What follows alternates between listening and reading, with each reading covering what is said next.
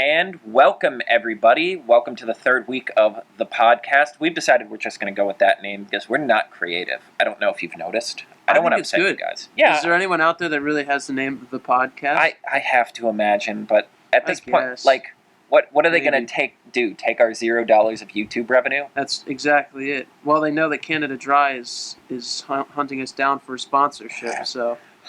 Right, exactly.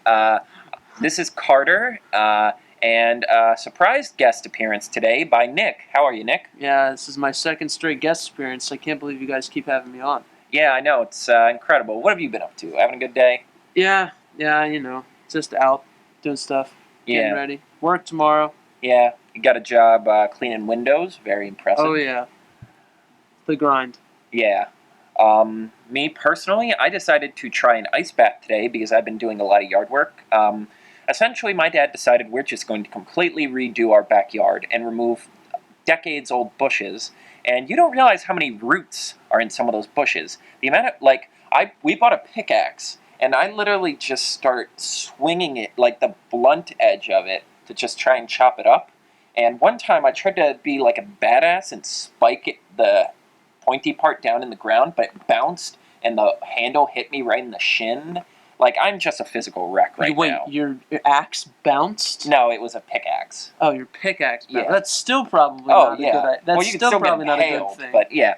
So I'm in a lot of pain. So I just filled up a bathtub with ice because I've mistaken myself for an athlete. So I'm like, I'm going to do an ice bath.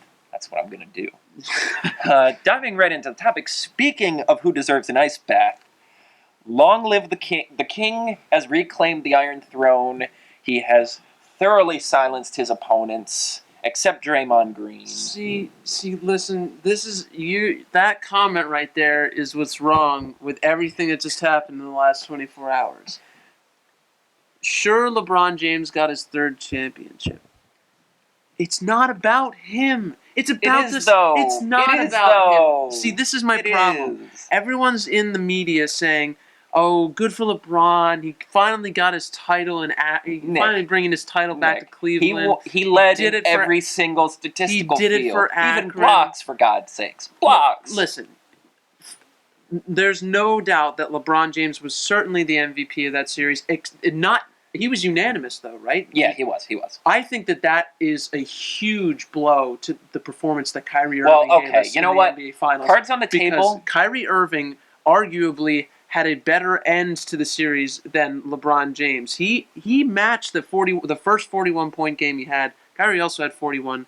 I seriously don't have a problem with LeBron being the Finals MVP because he obviously deserves it. But if there's someone else, Kyrie Irving deserves a nod for his performance. Yeah, to be honest, I did think it was kind of weird how, everyone was like, LeBron did it. He proved himself, even though technically Kyrie Irving had the game-winning shot. LeBron had the free throw that put it away, and God, I wish he made that dunk, because that would have been... I saw a tweet on that would have been a career-defining something moment. About the world and society would have just immediately shattered, and we would have been left in just a pile of just rubble if he had made that dunk. That's the stuff marble statues are made of, man. That's the stuff, Homer sitting there with his disciples, well, that's not the right word, his listeners, the people who told his stories.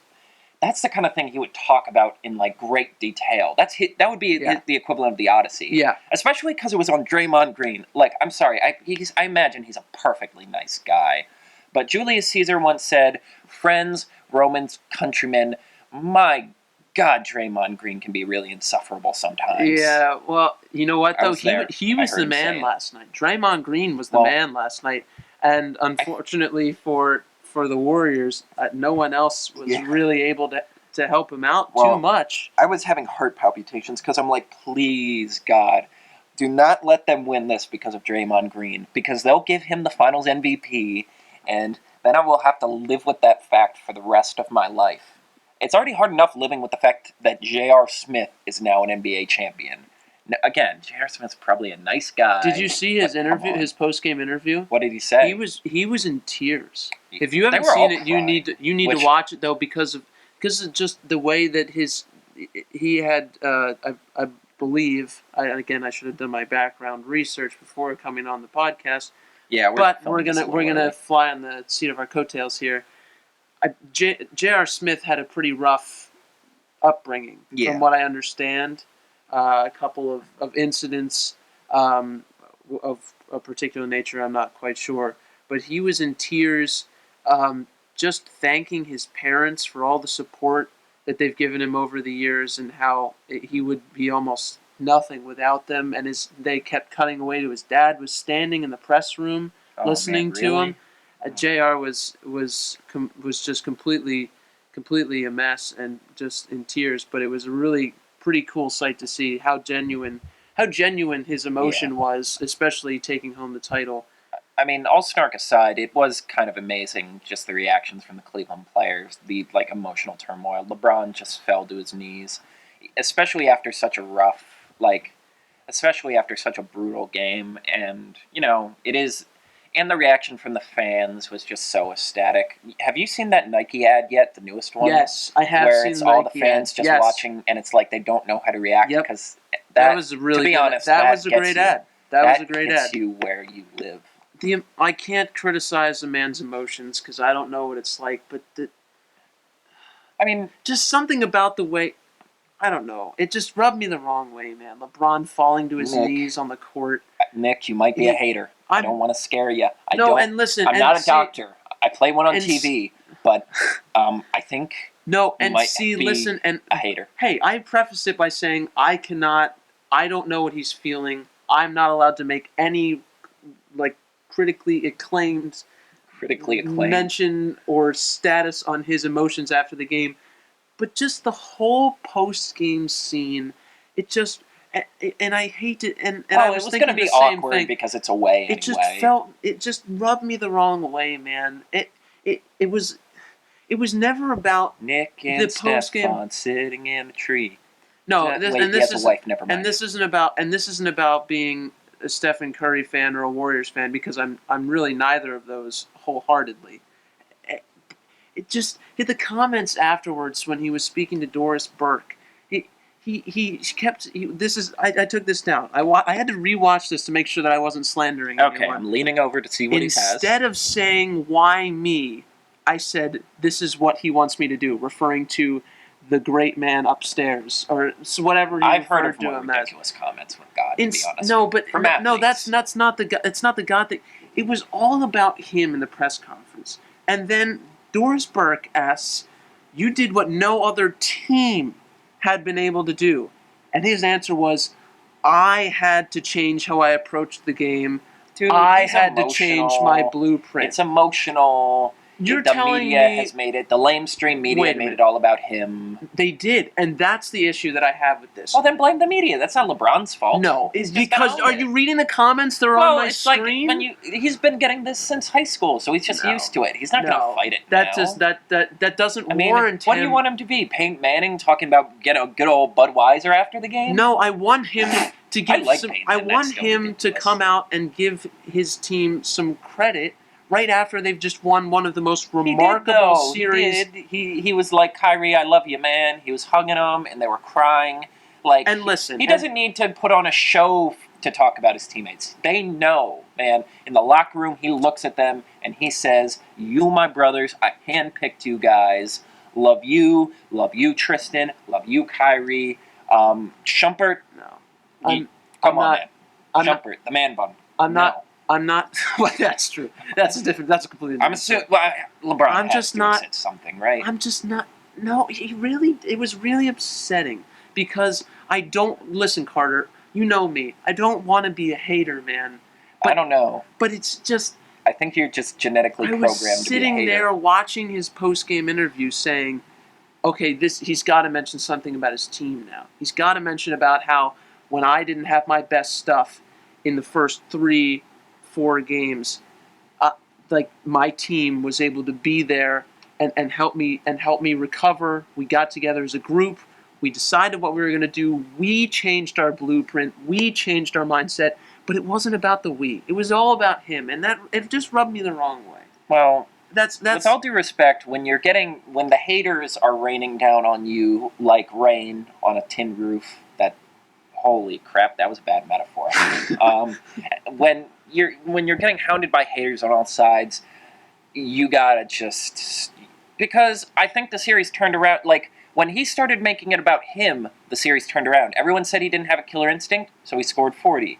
People said he was soft, so he blocks Stephen Curry's shot across the room and then just like laughs at him. He gets physical with Draymond Green, and this was the LeBron. And listen, I'm not saying that didn't need to happen, because LeBron did need to take over that series in order for Cleveland to win, and unbelievably, they did. They won. Yeah. They came back from 3-1. But that's not my point. I just don't know. I don't know how to express it anymore. I don't want to be a hater, but just something about the way that the events unfolded last night, they rubbed me the wrong way. But here's my caveat. I don't want to be a hater, and you admittedly, anyone that listens, and Carter knows that I'm not the biggest LeBron fan. But you have a the Warriors, LeBron James voodoo doll, man. Don't even. The Warriors didn't deserve to win the game last night. They didn't. They didn't deserve to win. And you know what? Congrats. You had a great season, congrats to Cleveland.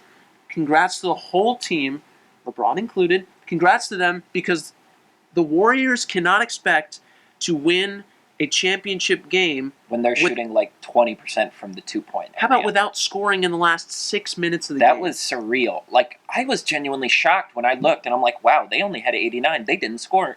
No. Like, from that block, from LeBron James' block on, they didn't score. And I'm like, whoa. It was way before that they well, didn't that too, score. yeah. But it was that was just the closest they even got. Unbelievable. First of all, real quick sidetrack. This is another thing that brings me back. And you know what? Maybe my problems are with the media a little bit. Everyone's like, oh, there was the drive. There was the whatever, all this Cleveland lore that had them on the wrong end of the stick. And now that was a superhuman play. And now it's the block. Well, it's just like listen, that's a career-defining play for him. And also, it's like, that's the kind of play that you look back and you appreciate that we are watching arguably one of the 2 or 3 greatest athletes in NBA history. And that's just, in terms of just sheer. I swear, it's all an right. unbelievable I'm looking at the notes. play. Hold on. Here are the notes. Here are the notes. LeBron James sucks. I hate him. I hate him. I hate him. I'm kidding. It is an unbelievable play, and without a doubt, LeBron James is one of the most freakish athletes that we have ever seen, because that was an incredible block, is an incredible defensive play. But for people to put it out in the media as the block that saved the game, Kyrie Irving hit a ridiculous fadeaway three-pointer to put them up, and after they technically still would have won. And Steph had 2 chances to hit a 3 to tie the game up. The whole dynamic, but those aren't as flashy. Those don't look as cool. The whole dynamic. If Steph had made one of those 3-pointers, it's not like the block was like the last second, like the game was tied and the Warriors were going to win, and LeBron swats it away, and it's like LeBron has literally saved us. There were still 2 minutes left in the game. All right, that's fair. People were listen, and I said it was excellent. Maybe it's the media. Maybe I have a problem with the media. Yeah, the lamestream media, man. They're too politically correct. They don't give Bernie any respect. Who needs them? And listen, that was satire. Thank you very much. And LeBron completely deserves the MVP. Completely deserves the championship. They outplayed Golden State in their home building. Twice they beat them when their backs were up against the wall. But it just felt like this win was for LeBron first, then Cleveland, and then that's it. There was no one else. There is no one else that was like, this was all, like, this was about this team. This was about Tyronn Lue coming in the middle of the season, picking up a team that was not able to find their way. We all appreciate that Golden State is an infinitely better team than the Cavaliers, and without LeBron James, they wouldn't have gotten that far. Like, we all agree that the Cavaliers didn't belong there. They only got there because of the King. And let's all just say, regardless, good job, Warriors. You had a great year. You're definitely going to be back there soon enough. Long live the King. Cleveland, enjoy this. because literally in about a month, the GOP convention is coming and your city will probably not exist Oh, anymore. jeez. Oh. I imagine the mayor of Cleveland's like, oh God, like it was either we lose this final and the city gets burned to the ground, or we win and then it gets burned to the ground anyway. I'm sorry, Cleveland, you deserve a little. You know what? You've earned this finals. Hang in there for the incoming. And Cleveland did deserve a lot of it because their fans have been waiting for 50 odd years. Congratulations, guys. Really, congrats. But it just seemed You like know what? it was You've earned about this. LeBron. You've waited. As a Buffalo fan, I can attest. You know what? You guys have hung in there. You paid your dues. What about Rich Jeff, man? Rich Jeff playing some big minutes. Just in Kyrie, Tyronn Lue. Well, because it's none like of these guys. the thing is, they all scored no one like was 10 talking points. about any of these guys. They'll get their time in the sun. I don't know. I just felt. But listen, hey, to sum up, because I know we've spent a ton of time on this. We always say we're not going to talk about the finals that much, but no, but this is important because you know why? In my notes, it's an unbelievably historic game, and that we were able to witness. I mean, this is the first time in history that a team has come back from 3-1 down to win, and they did it against, and the Cavaliers did it against, arguably, as we've already talked about, there's some Bulls haters out there. yeah, The greatest basketball team that has played on the court. 73 wins in the regular season, 9 losses. They had the same amount of losses in the postseason as they did in the regular season. The Cavaliers were responsible for 4 of those losses. I mean, It's an incredible feat. it's the stuff legends are made out of. Yeah, and people and everything you see about on the Twitter feed and on all his social media, on the TV, LeBron's legacy. Let's put off his legacy, man. Let's see what he does next. I agree. You know what I mean? Yeah. See, I'm not a 'Cause hater. I if want to see. if he can get 2 championships out of this team, then he truly is the greatest of all time. I want to see where this keeps going. We can talk about LeBron's legacy when he's done. Yeah. This is here and now. It's long LeBron overdue. is- Cleveland LeBron is still long going. overdue for its 2nd championship, if you ask me. You know what? I'm all in. Granted, not the biggest fan, but I'm all in to see where LeBron goes. And we can talk about his legacy when he's done. Word up, yo. How's that? Moving on, football, or otherwise known as kickball, otherwise known as soccer. I believe you have the floor for this one, Nick. I was just going to mention the United States has slid past Ecuador in the quarterfinal knockout stage, and they will find themselves in the semifinals of Copa America Nice. Tuesday night. Well, you know what it is. They're so nervous. All this talk about the women's soccer team wanting to be paid equally, the guys are like, oh man, if we get killed, and they're going to be right. Yeah. So they feel like they got to play up. Well, and I feel like there's a lot of pressure as a host nation Well, to that too. to make justify- it about as far as you can. Because we're not hosting based on our athletic legacy in soccer. We are hosting just because we have the infrastructure. Well, we do have the infrastructure. Because we're one of 10 countries that guaranteed will be able to host it no matter what. Yeah. We are not getting this because we are a historic soccer country. And to go along with this, the European Championships are occurring at the same time over in France. France having obviously the appropriate soccer infrastructure, having all those stadiums in major cities because Another of city because that of can, or another country that can handle it. because of the club teams and the amount of soccer that's Foosball. played in France. The main reason why I put this down in our rundown is really just because I needed to. It's just so bizarre to me. I just wanted to see what you thought that the United States is in the Copa America tournament, and there are games happening all over the United States. But I feel like the more that I look and on social media and talk to some friends of mine, the Euro Cup is just like so much more popular, and I think it's because the English and the German and the French Premier Leagues, the club teams, have become implanted in they've in effectively in the become the American, major league sport of American soccer. Right, and I feel like the MLS. No disrespect to MLS. Right, the MLS, and there are a lot of fans of the MLS out there, and the MLS is a very competitive league. But the fans that the English Premier League and the leagues in Germany and other countries have been able to gather, Spain, of course, I forgot Spain. It seems like those fans, instead of watching soccer that's happening in their own backyard. They're watching soccer over in France on the television. Oh, I mean, And it's I like think we it's said. I It's just like think we it's said with funny. playoff hockey. It's like playoff hockey is like on another plane of existence from everyday regular hockey. You're like World Cup esque European soccer. That's on another level. It's Yeah. just like, especially compared to what we have now. I mean, we're playing against a lot of great teams, but it's like to get every single team on that level, it's awesome. Also, I don't know. It's probably just a history thing because Europe, not only in soccer but the world, has such a rich history wise, is so much richer at this point. It's interesting you say that because I'm curious to know. I haven't looked. This is also for our research department. How many times the Euro Cup has been played, or when the first year the Euro I Cup was was actually played? thinking about that. I'm like, how long have they had soccer to when we have had it? Because I had to look this up because I didn't believe it. Because this is the 100th year of Copa America. Really? 100 years. Yeah, it's interesting. Just the dynamic of the length of time, the history of soccer in America, in the Americas. Yeah. And it seems like the ratings, and of course this could also have to do. I mean, Fox is covering the Copa America, while ESPN has the European Championships. Yeah. There's obviously, you could debate on whether that has any effect on it, which I argue that it does have some. Mm-hmm. But I just find it an interesting dynamic. Yeah. We'll have to look that up. I mean, I have to imagine it's over 100 years old. I mean, they were playing soccer. Yeah, look that up real quick. I'll just do some filler. I mean, for me, it's kind of interesting because we're on the cusp of the Brexit. This might be the last time the European Union comes together and plays soccer like peace. It's a time of peace.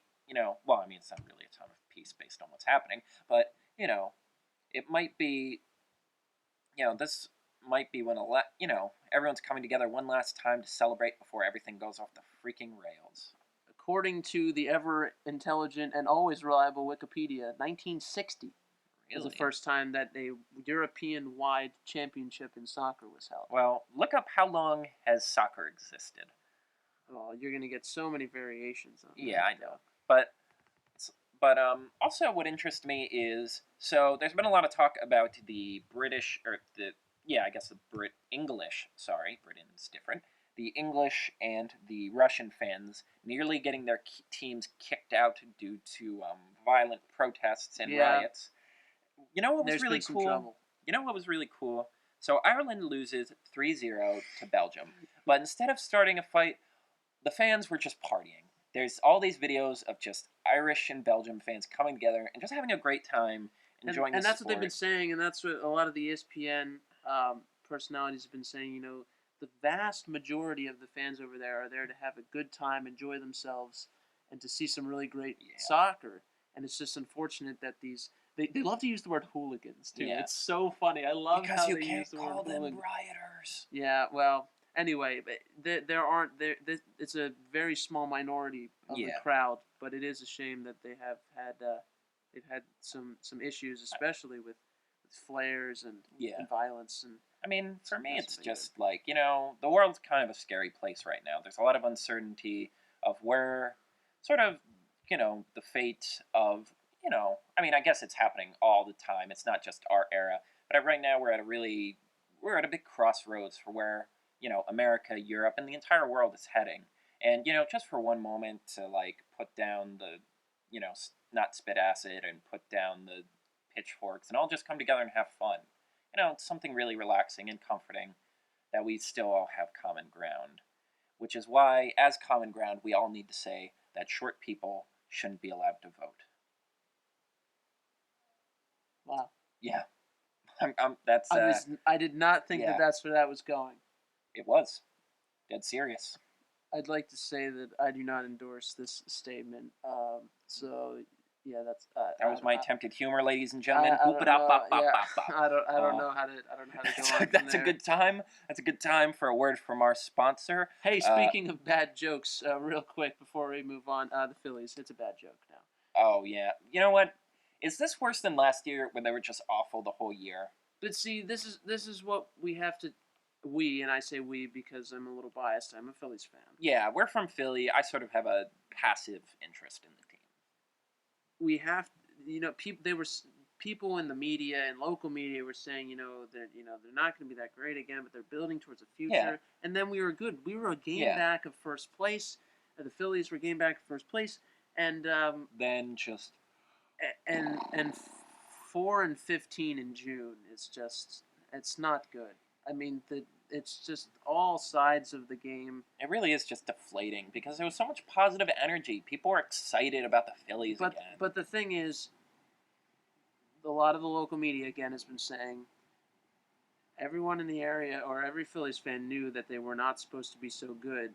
So at this stage of the season, we can't be upset that they're not doing well just because they started off doing well because but it we didn't feels expect different than we last didn't year. expect anything from It them feels this year. different though because But we had a chance. There was a glimmer of it hope. might have been though because last year was just a countdown until we traded away Cole Hamels. Yeah, that's This true. year was like, oh, we might actually be okay. No. Well, this year was a countdown No. until Ryan Howard's contract is going to be unloaded somewhere. And we can literally just purge our memories of this entire just decline. Yeah. So 4-15 in June, outscored 119-57 in those 19 games. That's more runs than either of us will see in our lifetimes. Yeah, it's not good. The offense has just been, as you can tell by that number, it's just been not where it needs to be.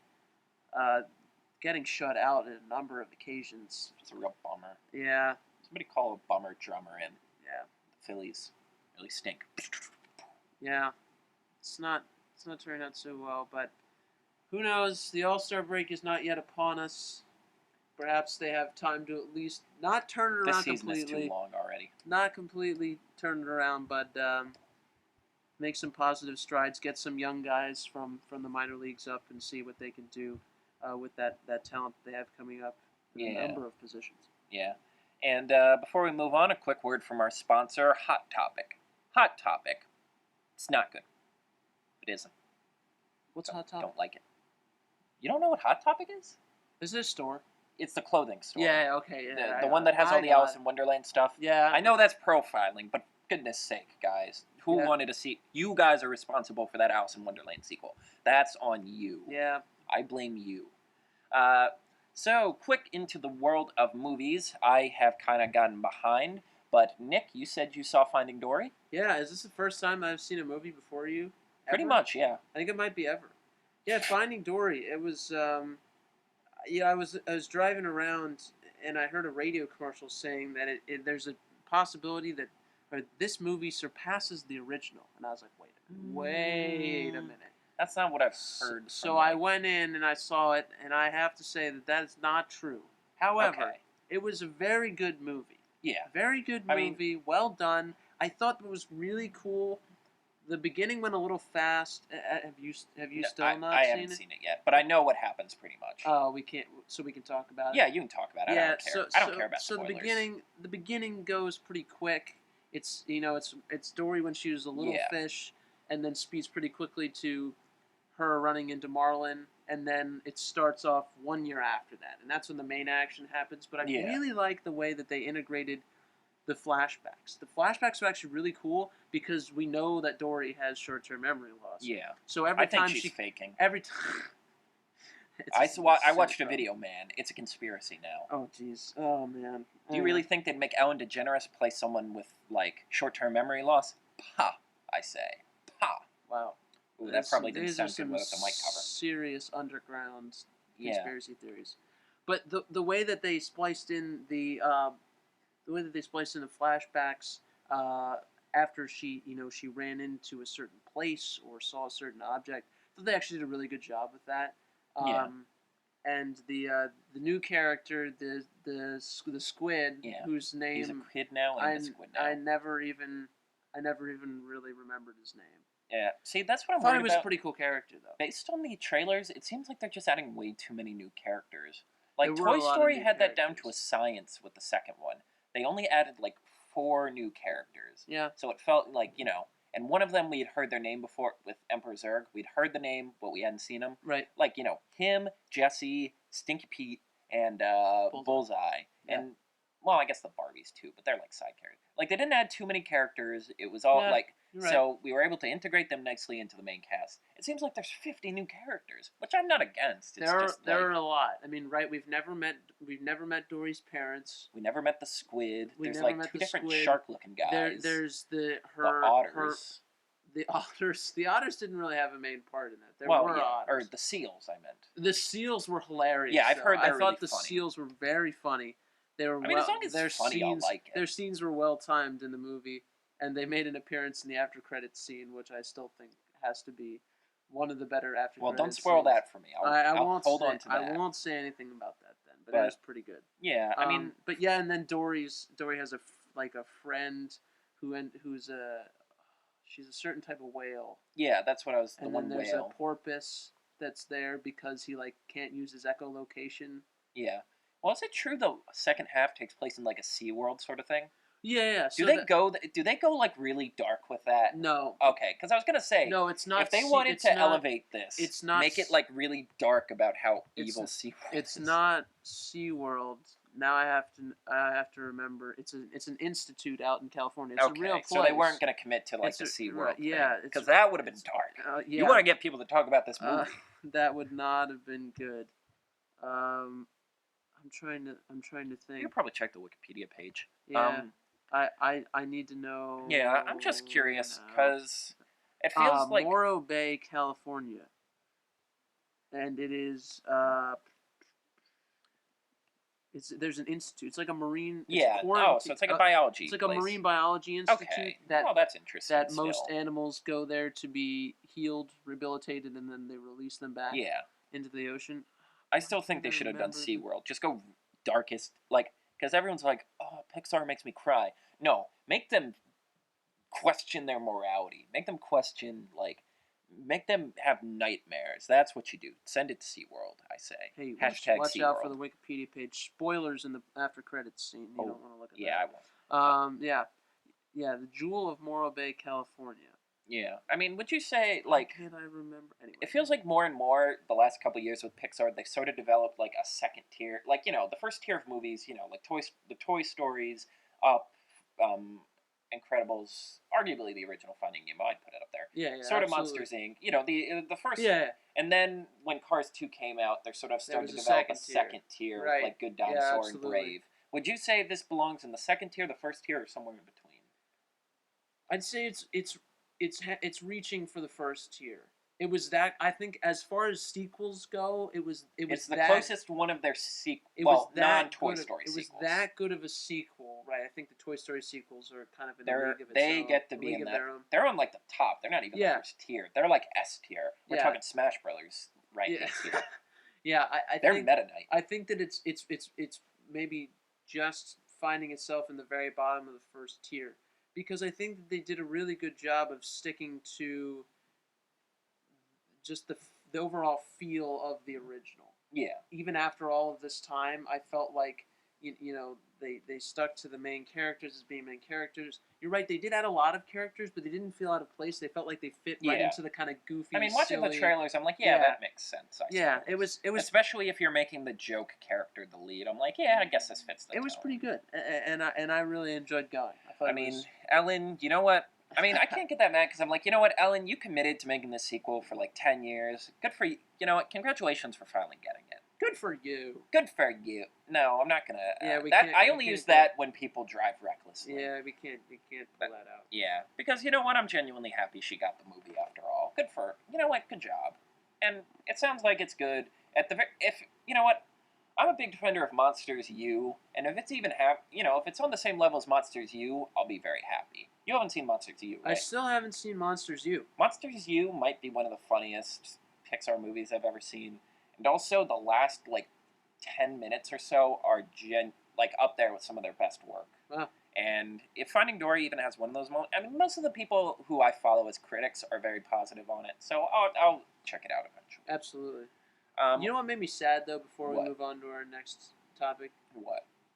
Finding Dory broke Pixar box office records for most money made in a single weekend. Is that correct? Yes. They still didn't beat the highest grossing animated movie ever, which was Shrek the Third. That makes me sad. Doesn't that make you It sad? does. Are you serious? It's sad. You're And giving that me was Shrek like the years Third. ago. So inflation should have helped this one. Well, get ahead. they balanced it out. Adjusted for inflation. They adjusted Okay. it for inflation. But still, just to think that Shrek I can't. I feel so vindicated hating Shrek. All of the Shreks. No, you can't hate all of the Shreks. Well, it's like now. And now that everyone's so mad about the fifth one, I'm like, and Shrek has become this disgusting. There's a fifth meme. one? Yeah, they're working on it. Oh no. And They need to stop now. and DreamWorks needs to stop. and Shrek has become this disgusting, like, perverse meme. I'm like, I feel so vindicated hating all of this. Also, what the heck does Marlin and Nemo do the whole time? Are they following her around, or do they do their own adventure? Well, they have to track her down. Oh, That's okay. that's so, their so they're literally finding so Dory. they're The literally title isn't fin- misleading. it I isn't assume misleading. the title was trying to be Dory cute. is trying to find her parents, but she goes off on. She gets split up from Marlin and Nemo. So there is and Marlin some and Nemo, Finding Dory in this. Marlin and Nemo have to find Dory so that she doesn't get lost because they think that they're the only ones that can help her. And it turns out Dory starts remembering. Yeah. And anyway, Yeah. So the title isn't, because I'm like, that's a cute title, but this better not be misleading. no, Because- they do have to yeah. try and find Dory. I mean, you know what? Cute titling is cute titling, but if I go into a movie called Dude Gets Hit in the Eye with a Hammer, I'm expecting a dude to get hit in the eye with a hammer. Yeah, The same you're principle gonna get it. applies here. All right, you finally saw Spectre. Finally. So we were kind of ranting about this movie before, but how stupid is the "It was me, James, the architect of everything"? Yeah, you know what though? Spectre, if you've watched James Bond movies, kind of, I mean, I have, I know that you're Yeah. a pretty good movie connoisseur, so you've seen I've seen your a lot. fair share Yeah. of James Bond. You know that Spectre exists, Yeah. so it's kind of like when you heard that Spectre, this was the name of the movie, you were kind of like, this But- is where it's heading. Yeah. The bigger problem that I had when he's like, oh, that's not my name anymore. My name is Blofeld. Well, see, that And ties I into was the like, Spectre. wait a minute. I was like, you can't just create Blofeld. We knew Spectre was there. Blofeld exists, but you can't just all of a sudden be like, oh yeah, by the way, Blofeld was in on this the whole time. Yeah, no, but that's what the Spectre thing too. It's like these things only mean something if you're a Bond fan. You can't reboot a franchise and then just start name dropping things to be cute. Like we were talking Star Trek Into Darkness. It's like my name's Khan, even though that shouldn't be shocking to you because it means nothing. This is the exact same thing. Like you have to act with these movies. You have to at least pretend that you're making it for people who aren't I fans. guess. It's hollow. It's meaningless. It has no emotional stakes. It means nothing. You can't start. The only And it's thing like that I like this movie, and it still infuriates me. Yeah, it was good. It's James Bond, and for me, Daniel Craig is just like really up there. Did you as one of see- the best Bonds? Did you that see we've they seen. offered him $100 million Yeah, to you come told me back, about and he that. just said no? How bad does he want to get out of this I'm franchise? really afraid of where this is going, especially with the ending. I had to watch to the end of the credits to wait for them to say James Bond will return because I wasn't sure. Well, I wasn't sure because they're fully committed to doing Marvel movies now, where it's like everything's connected. Even though you can't start doing that with your fourth movie, it wasn't like they had Iron Man and then Hulk and then Thor and then all of a sudden Captain America. They're like, oh yeah, we have this thing called the Avengers Initiative. Cap, we already have a team together. Do you wanna lead it? No, that's not. It's not how this works. It isn't. I know, It but you know isn't, what? though. The Spectre thing didn't get me as much because it's the title. You knew it was coming. I know. But the fact that Blofeld ends up being the head of Spectre is like, Yeah. I mean, come on. well, like the ending suggests that it's either the end of the franchise or we could have a new person come in and it'll just be called 007. And I think it won't be James Bond, it will be someone else under the 007 moniker.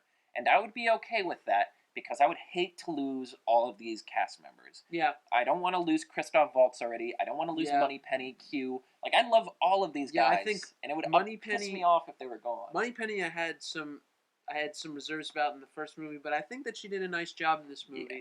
Q and M, I really like Q. Rupert I think Fiennes. I Well, think I love Q. Q does He's an funny. excellent job. And Rupert Fiennes, I believe, Is M. He does a good He's job awesome. as well.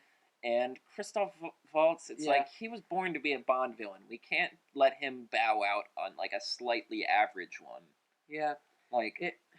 well, the funny thing is, Daniel Craig apparently hated Quantum of Solace because it tied into Casino Royale.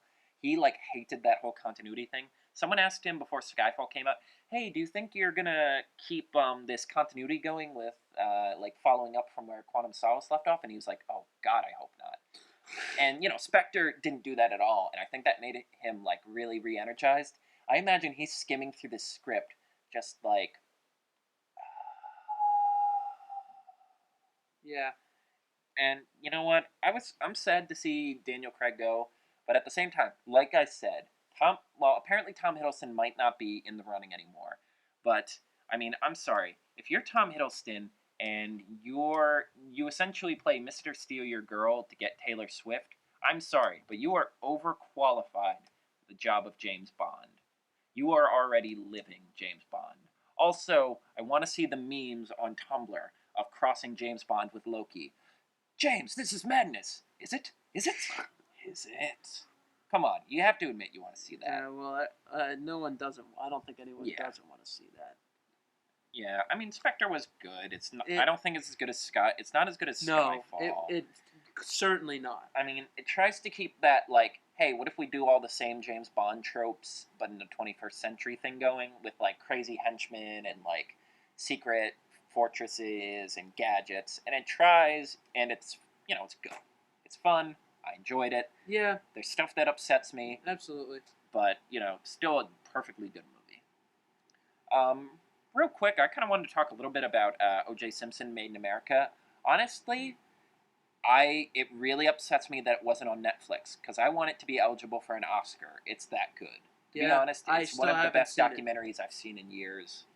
Wow.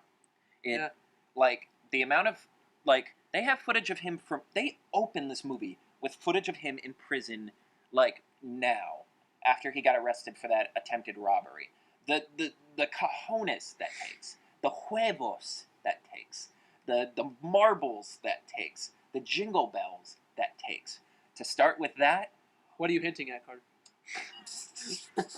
Takes a lot of balls if you want to just get down to it.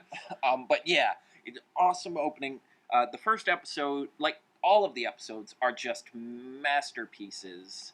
They just, I don't know, they do such an interesting job creating, essentially creating what OJ meant. How it was this interesting cross section of essentially the civil rights movement was going around all around him, especially in athletics. Like they remind you that around the time OJ started rising, Muhammad Ali was in prison because he decided he didn't want to go to Vietnam. Well, protested. He didn't just decide. It was like an ethical thing for him. Right. Like it was the same time we were kicking Olympians out of the Olympics for giving the Black Power symbol, and all that time he completely distances himself. There's the quote, "I'm not black, I'm OJ," and I think that's such a like you could write 100 essays about just the politics around O.J. Simpson, and it's cool that we're getting so much stuff about it now. Yeah, and they were really pushing this hard. The 5-part series, trying to get people to watch in installments. And I'm glad they are because it deserves every watch it's getting. Right. Even just like how O.J. effectively, if we're assuming he did it, how he was declared innocent, because it was sort of like, the build up to this was one of the most tumultuous times in American history between like the cops and the African American communities, and essentially this became like, if you're we don't trust you guys, and they didn't prove their trust in the documentary. Like, you guys have mistreated us, you guys have lied to us, you guys have been corrupt and shiftless. We don't trust you, so this guy, this is a vengeance, sort of. And it's such an interesting thought. Like, that's such an interesting thesis for a documentary. It's nuts. And given some of the tumultuous stuff we're dealing with now, it's really, really topical. The idea that there's some kind of, like, cosmic scale that ends up being balanced out in some way. Yeah, absolutely. Yeah, I don't really have anything funny for it. It's just really good. Just go watch it right now. Just turn this off and go watch it. Sorry. We're not done yet. Yeah. One more thing. We sort of hinted. Yeah, we hinted at it last week. The Legend of Zelda: Beasts of the Southern Wild. See, I would have believed you if you had told me that's what it was called. Yeah, I'm sort of lying, but I didn't really know. It's called Breath of the Wind, Breath but of I'm calling Breath it Beast of the of the Wild Southern. or Breath of the Wind. Breath of the Wild. I Breath keep of the calling it because Wild. it reminds me of Wind Waker. Ah, Like not the same, yeah, but similar. well. I mean, the art Same- styles are completely different. Same franchise. Same franchise. And that's really what I like was saying. to speculate on where it lands on this nonsensical Zelda timeline, I'm gonna guess it takes place after Wind Waker. Like because okay, well let me just start. So I got there around 7. That was my designated time. Sat me down. They gave me one 15-minute demo where I could just wander around and do whatever I wanted in the starting area. Because there's like, in order to get out of the starting area, you need a paraglider that they wouldn't give you. That's how they kept people from just trying to rush to the final boss. Apparently, you can just rush to the final boss, like the start of the game. Well, it's not any fun. Yeah, it's kind of cool though. Just the I idea. guess. Of it. I guess. I mean, that's kind of the. They've enhanced this game, or they've changed the game Yeah. so that you can be. There's a more franchise of an open, that's become the it's franchise more that's open world than a for lack of a franchise better that has term. almost been frustratingly linear the past couple years. Yeah. The last couple iterations has now Right. gotten really, really open. So it's open now. Yeah. Which And people are excited about. the second demo it was a 20-minute. It's literally the opening of the game. It's like, wake up, Link, wake up, and you're like in some kind of crazy stasis chamber. There's all this weird technology. Then you get a tablet thing called the Sheikah Slate, and then you go out and you activate this tower, and the voice is just like, you've been asleep for 100 years, and you're like, what? So I don't know if you're familiar at all with Wind Waker. And not particularly. Yeah, the premise is so Ocarina of Time, which was the first 3D one, Mm-hmm. that happens. Then you defeat Ganon, you save the kingdom. The hero from that disappears. Then Ganon returns, and they're all like, "The hero will come back, right? The hero of time." He doesn't, and the gods of Hyrule end up flooding Hyrule to keep Ganon from taking it over. I think, and then the hero of Wind, who's the character from Wind Waker. The idea with the Legend of Zelda lore is that Link, Zelda, and Ganon, or Ganondorf, are all reincarnated every every hundreds of years or so, to essentially do the same battle over again. Sometimes it ends with Ganon winning, sometimes with Link. It changes over time. So the hero of time, the guy from Ocarina of Time, was one hero. Then I think what happened was this guy in Beast of the Southern Wild, he was supposed to be the hero that comes back to stop Ganon that time, but he was asleep for some reason, so they flooded it. And then the hero of Wind from Wind Waker came in, liberated again. So I think this is after all of that, your guy's finally waking up to discover, oh man, Ganon's back again. I guess I have to do my job. Yeah, the story was pretty cool. It was pretty brisk, low on exposition. I know a lot of people have been complaining about that in recent ones. So it was nice to sort of, it's literally, you spend, maybe 5 minutes in this creepy cavern called the Resurrection Shrine or something. You get this tablet who's, and then it's literally just, a door opens. Oh yeah, here's your open world, biatch. And it plays, some Princess Mononoke-esque music, and to be honest, I should be above getting I get emotion. I shouldn't be as emotional about video games as I should. But literally watching the panorama of the world, because you're on a cliff and you can just see all of these ruins and fields, and I'm like, I got kind of emotional just because it's like, oh my god, it's here. The art was that good, huh?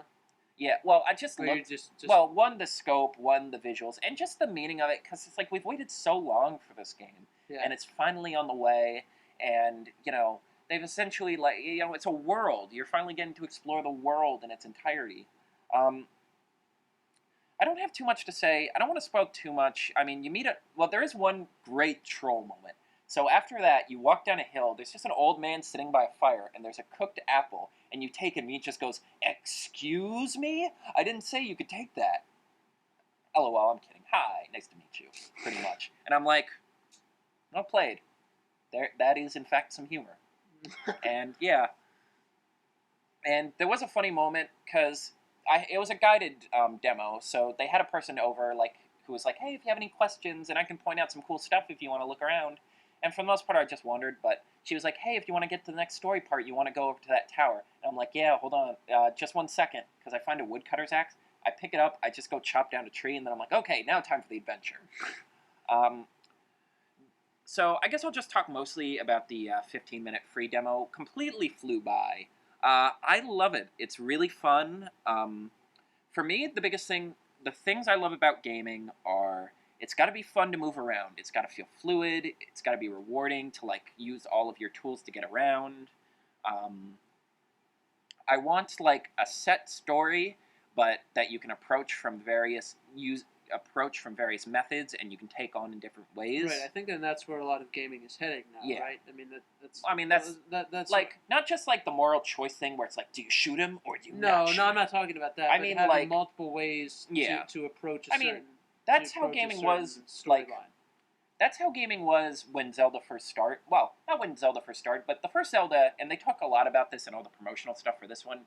Like the first Zelda, you literally just get dropped in this world. They don't really tell you anything, and you just start exploring caves. And the first cave you go into, an old guy like, "Hey, there's a sword. It's dangerous. Go stab some Octoroks." And then it's like, "Hey, I'm gonna explore all these other caves. There's a triangle. Oh man, I caught all the triangles. I win." And then you fight a pig. A pig monster.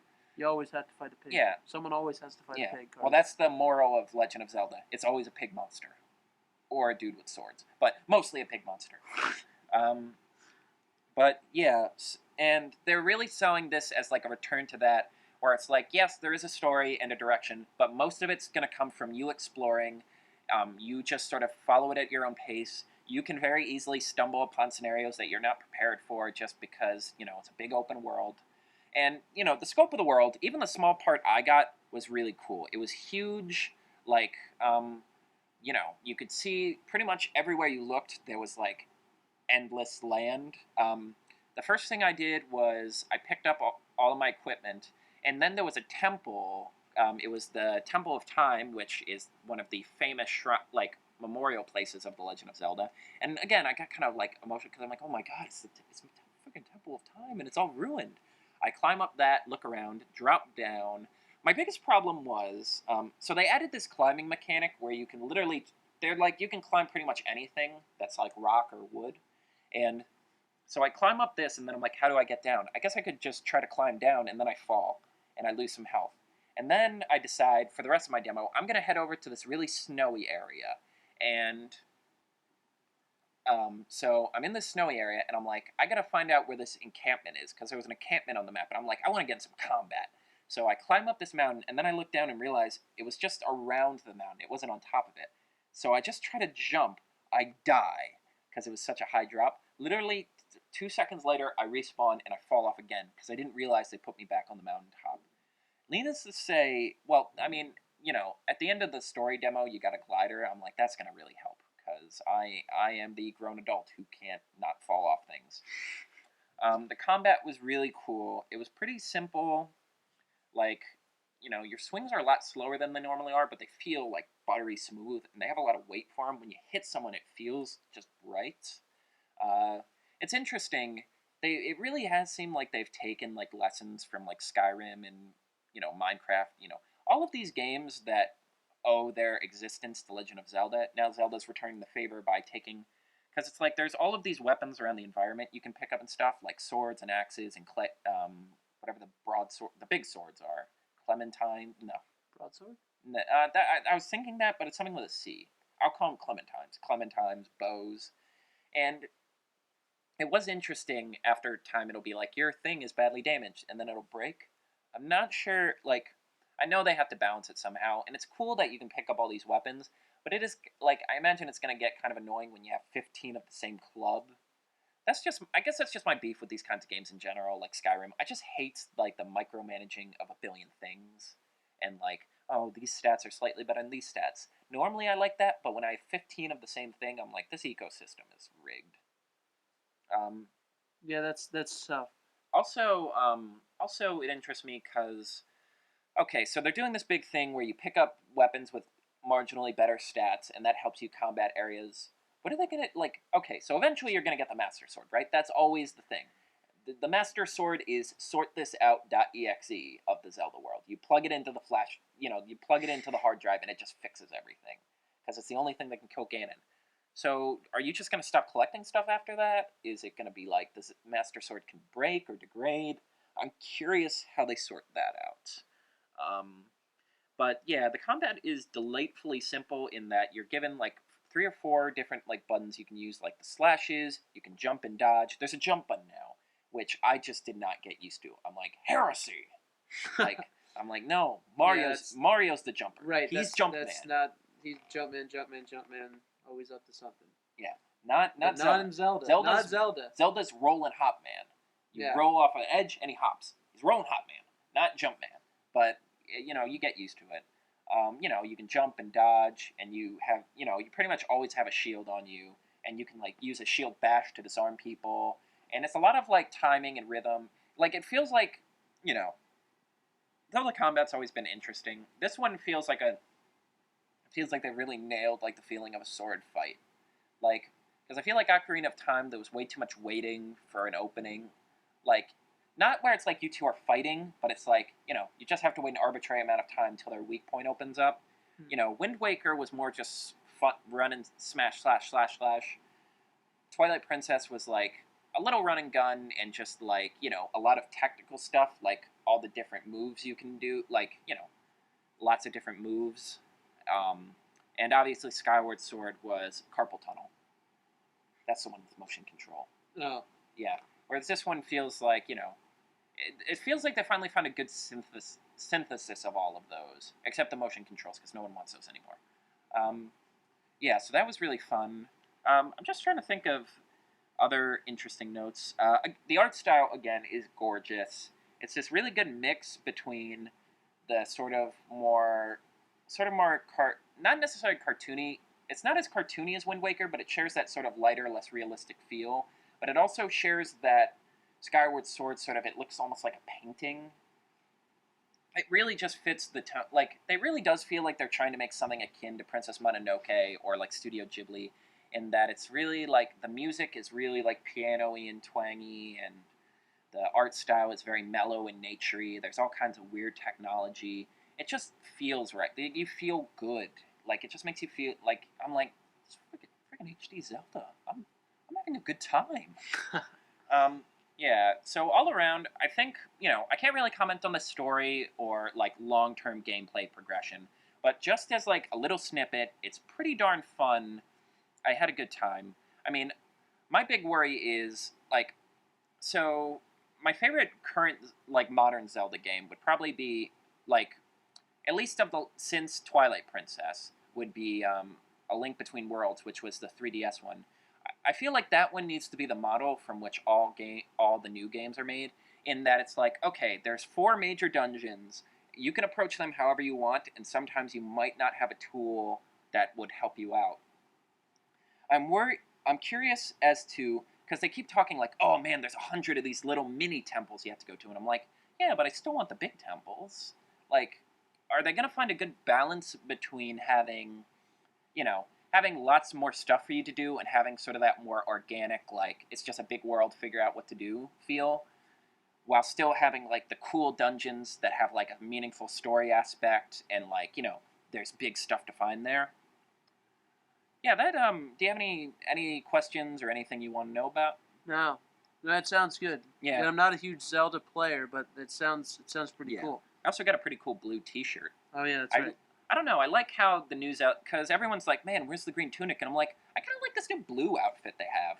Because normally he has the green and the little hat. Now it's like a blue sort of droopy shirt with like a cool pattern on it. One, because it reminds me again of Wind Waker. Like, Wind Waker, that's the kind of game I would do some dirty things for, let's say, for $1. Like, I love that game. That game for me is one of, like, if we ever get to the point where, well, I mean, there's already lots of colleges that have video game courses, but if we get to the point where there's, like, history courses and, like, the huge range of, like, effectively liberal arts video game classes, I feel like Wind Waker has to be one of the required parts of the curriculum. Like, you need to play through it. Because I love that game. That and Majora's Mask. See, I think that's what I like most about Beasts of the Southern Wild so far. What I love about Wind Waker and Majora's Mask, which in my opinion are the 2 best of the 3D ones, it really feels like some guys at Nintendo were working on a game completely unrelated. Shigeru Miyamoto, my boy, my dad works at Nintendo, so me and him are really close, just comes in, let's make that a Zelda game.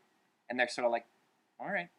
And then it ends, because it takes everything that's good about Zelda, but, like, adds this entire new layer. Like Majora's Mask, you had this whole like Groundhog Day running around, like you have to like follow this quick schedule to get everything done, or you'll have to travel back in time. And Wind Waker, it was like a high seas adventure that just happened to also be a Zelda game with like crazy continuity revelations. And this one feels like they're taking like I said, like a little bit of Skyrim, a little bit of Dark Souls, a little bit of Minecraft, like a little bit of all of these great games that capture that spirit of like here's your world, explore, save it, adventure. You know, you're an adventurer, do your job, and they're bringing that back to Zelda, and I think that's pretty darn cool. All right, that's all of our main topics. Do you have anything you want to talk about? I did see one thing. I brought you guys combat juggling a couple of weeks ago. Yeah. Been searching for another wacky sport, not out of my way, but just keeping an eye out for it. And I came across a video of a volleyball team playing volleyball with big bouncy balls. I saw balls. that. I'm like, if we're talking about adding an Olympic sport, forget baseball. Bouncy ball volleyball is what we need. I kind of rolled my eyes at first, but then I'm like, that takes a lot of physics. Yeah, it does. I think it would be pretty fun. Like, that could be deadly. There's no rhyme or reason to where that's bouncing. Nope, not unless you get the physics right. Yeah. And I guess I would wrap up with I think it's really Tesla that really summed it up well. I want to see a world filled with lights, and one of those lights will be people playing a new Legend of Zelda game finally. And one that isn't Skyward Sword, because Skyward Sword was kind of meh. And just the sheer glow of Cleveland. Yeah, after and the their sheer glow of Cleveland. Run. And then the fires that will inevitably ensue from the GOP. Hey, man, I'm a Republican, and I know it's going to end badly. Oh, man. All right, so wrapping up this week, thank you all for listening. Had a great time again. I'm Carter. It's your boy, Nick. Have an awesome week. I should never say it's your boy ever again, should I? Yeah. I didn't actually slap Peace, him. guys.